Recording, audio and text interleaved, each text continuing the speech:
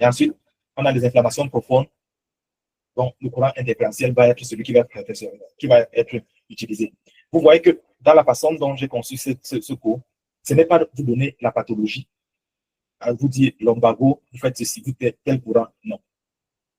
Vous devez pouvoir raisonner, comme je vous disais tout à l'heure, sur le fait, quel est l'effet que je veux gérer. Si c'est une inflammation qui est profonde et que je veux pouvoir l'atteindre, je vais chercher un courant qui peut atteindre cet endroit-là. Si c'est une blessure que je suis en train de gérer, je vais régénérer, je vais créer de l'angiogénèse, alors je vais utiliser un courant galvanique. Si c'est un œdème, le but de mon intervention est d'améliorer la pompe veineuse et le drainage, alors je vais utiliser un courant galvanique ou un courant dynamique. Si c'est un muscle qui est affaibli, alors c'est l'excitomotricité que je veux produire, donc je vais renforcer le muscle. Je vais opter pour un courant paradigme ou un courant russe. Si c'est un effet antalgique, je vais choisir l'une des 3 méthodes d'antalgie. Libération d'endorphine, théorie du potion, donc gate control theory. Et l'inhibition, je ne vous ai pas parlé de celle-là, mais il y a une troisième, c'est ce qu'on appelle l'inhibition descendante, qui est une troisième théorie qui est utilisée avec l'électrostimulation.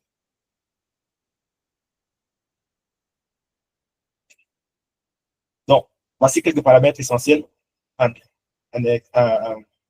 électrothérapie. L'objectif thérapeutique. Vous ne saurez utiliser un électrostimulateur ou en électrothérapie si vous n'avez pas déterminé clairement quel est votre objectif thérapeutique. Est-ce la gestion de la douleur? Est-ce l'augmentation de la vascularisation? Est-ce l'assouplissement des tissus? Est-ce la gestion de l'inflammation? Qu'est-ce que je veux produire? Si je définis l'effet thérapeutique, donc si j'identifie clairement la pathologie et je connais quel est l'effet physiologique qui doit être produit pour influencer le cours de la pathologie ou aller dans le sens que je veux, réduire l'inflammation, drainer les tissus, produire l'angiogénèse, alors je définis mon effet thérapeutique et donc je choisis le type de courant qui convient.